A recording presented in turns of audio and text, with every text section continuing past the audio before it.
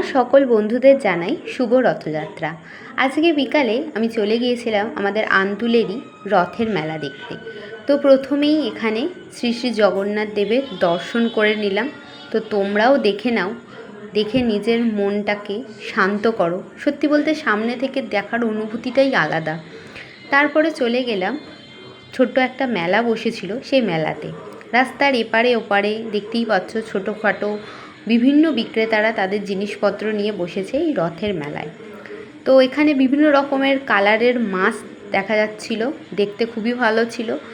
বাচ্চাদের খেলনা থেকে শুরু করে বড়দের নিত্য প্রয়োজনীয় জিনিস, ব্যাগ সব কিছুই পাওয়া যাচ্ছিল মেলায়।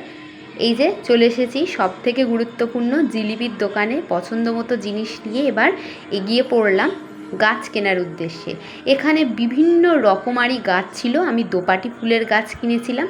তারপর এপাশ ওপাশের বিভিন্ন জিনিসপত্র দেখতে দেখতে আজকে বাড়ি চলে এলাম। টাটা।